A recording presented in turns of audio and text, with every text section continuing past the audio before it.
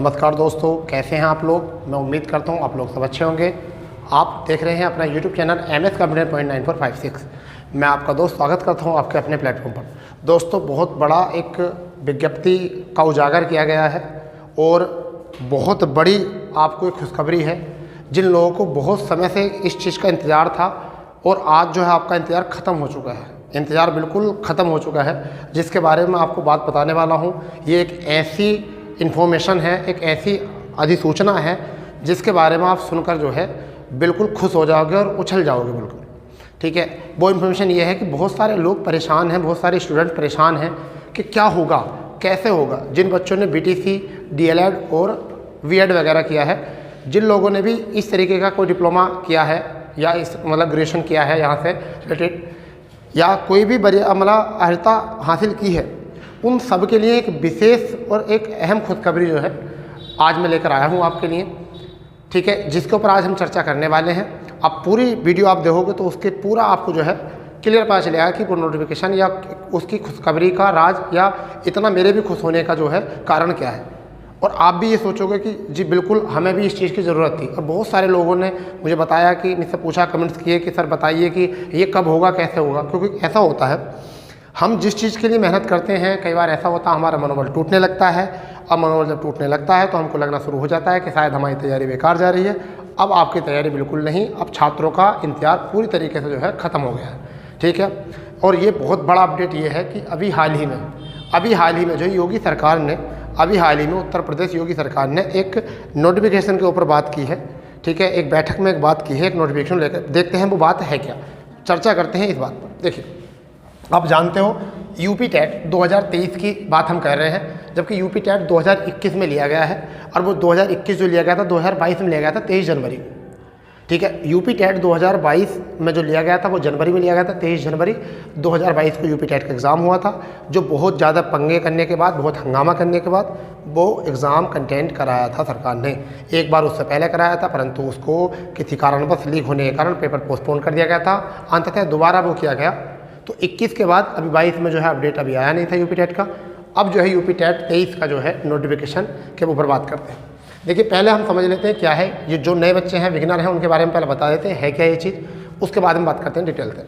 UP teacher eligibility test, यानी कि जो हमारे टीचर जिसके लिए एलिजिबल हैं, ठीक है, उनका एक टेस्ट होता है 2023। यानी कि इस टेस्ट के बिना दिए कोई भी टीचर बनने का सपना पूरा नहीं कर सकता यूपी में प्राथमिक और माध्यमिक स्तर पे।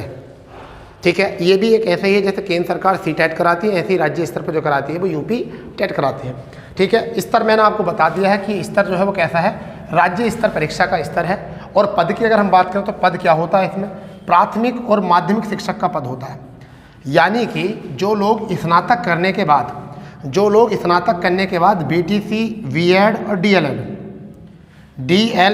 ठीक है, BTC, B.Ed या DLED जैसी कोई डिप्लोमा कर लेते हैं, तो उसके बाद स्नातक के बाद वो लोग अवेलेबल हो जाते हैं किसके लिए, यूपी टेट के लिए। और वो यूपी टेट की परीक्षा बिना दिए फिर टीचर बनने का कोई ऐसा सपना पूरा नहीं कर सकते। चलिए, अगर हम बात करें यूपी टेट के आयोजन का, तो ये 2 चरणों में यूपी टेट का आयोजन होता है, जिसमें पेपर 1 होता है, पेपर 2 होता है। पेपर 1 जो होता है वो प्राथमिक स्तर का होता है और पेपर 2 जो होता है वो माध्यमिक स्तर का होता है। प्राथमिक का मतलब 1 से लेकर 5 तक कक्षा वालों का जो पेपर होता है वो 1 होता है। जो 1 से 5 तक के यानी कि प्राथमिक टीचर बन सकते हैं, प्राथमिक शिक्षक बन सकते हैं, उनका जो पेपर होता है 1 होता है। और जो जूनियर में यानी कि माध्यमिक विद्यालयों में जाना चाहते हैं, यानी कि 6 से लेकर 8 तक जाना चाहते हैं, उसे हम पेपर 2 कहते हैं। अब बात करते हैं, ये तो ही हमारी थोड़ी इन्फॉर्मेशन, बात करते हैं इनके सिलेबस के ऊपर। ठीक है, पेपर 1 में जो सिलेबस होता है CDP होती है, यानी कि चाइल्ड डेवलपमेंट पैडोलॉजी।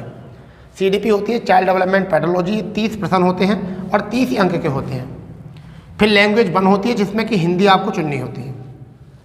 लैंग्वेज 1 जिसमें हिंदी 30 प्रश्न होते हैं और 30 अंक के होते हैं। लैंग्वेज 2 में जो है आपको क्या ऑप्शन मिलते हैं, एक तो इंग्लिश का ऑप्शन मिलता है, उर्दू का ऑप्शन मिलता है और संस्कृत का ऑप्शन मिलता है। अधिकांश इन्हीं पे काम करते हैं, और भी लैंग्वेज ले सकते हैं आप। तो इंग्लिश, उर्दू या संस्कृत ये लैंग्वेज 2 होती है। बहुत सारे बच्चों को ऐसा देखा गया है कि परीक्षा में बैठकर वो देखते नहीं, ये भी नहीं पता चल पाता कि हमारी लैंग्वेज है क्या, हम कौन सा पोर्शन करें, हम कौन से पोर्शन को सोल्व करें। हमारी क्या लैंग्वेज है भरी हुई। तो मैं उनको बता दूं कि क्या होता है, पहली लैंग्वेज हिंदी तो सभी को करनी होती है, परंतु दूसरी लैंग्वेज जो होती है उसमें से इंग्लिश, उर्दू या संस्कृत कोई सी एक आपको करनी होती है, कोई सी एक उसमें करनी होती है, या तो हिंदी करो या उर्दू करो या फिर संस्कृत आपको करनी होती है। ठीक, उसके बाद में आपको मैथ होते हैं, मैथ के भी 30 प्रश्न होते हैं और 30 अंक के होते हैं। EBS होता है इन्वायरमेंट साइंस जो होता है, इसे कहते हैं इन्वायरमेंट साइंस जो कहते हैं, तो इसमें 30 प्रश्न होते हैं, ये भी 30 अंक के होते हैं और इस तरीके से 2 घंटे 30 मिनट का समय मिलता है और कोई भी नेगेटिव मार्किंग नहीं होती है, कोई भी नेगेटिव मार्किंग नहीं होती है। और 82 प्रश्न जो होते हैं वो OBC को क्वालिफाई करने के लिए होते हैं। कितने? 82% जो हैं वो OBC को क्वालिफाई करने के लिए, 90 क्वेश्चन जो होते हैं वो जनरल को क्वालिफाई करने के लिए होते हैं। यानी कि जो छात्र 90 प्रश्न करके आया, कितने में से 150 में से, उसका टैट जो है यूपी टैट जो है क्वालिफाई माना जाता है। तो 90 का क्राइटेरिया क्वालिफिकेशन कितना है, मतलब क्वालिफाई कितना करना है, 90 प्रश्नों पर क्वालिफाई करना है। फिर GS पेपर 2 में सॉरी PCS की याद आ गई, पेपर 2 की बात कर लेते हैं। इसी में पेपर 2 में पहला जो है CDP कह सकते हैं, 30 प्रश्न होते हैं, 30 अंक होते हैं। लैंग्वेज वही है, हिंदी आपकी पहली मिलेगी सबको, 30 प्रश्न होते हैं, 30 अंक मिलते हैं। लैंग्वेज 2 यही है आपका कि उर्दू ले सकते हो, अंग्रेजी ले सकते हो और संस्कृत ले सकते हो। 30 प्रश्न होते हैं, 30 अंक के आते हैं।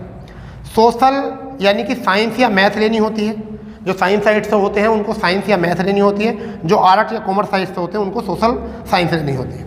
इसमें से एक चुनाव करना होता है आपको, यानी कि साइंस या मैथ या सोशल साइंस, इनमें से कोई एक। जो साइंस साइड के होते हैं बच्चे स्टूडेंट, उन्हें जो है साइंस और मैथ लेना होता है, और जो आर्ट एंड कॉमर्स साइड से होते हैं उनको क्या लेना होता है, सोशल साइंस लेना होता है, सोशल साइंस लेना होता है। इसमें 60 प्रश्न आते हैं दोनों के लिए, 60 इसके और 60 इसके, 60 ही अंक होते हैं। इसके लिए टाइम जो होता है वो होता है 2 घंटे 30 मिनट।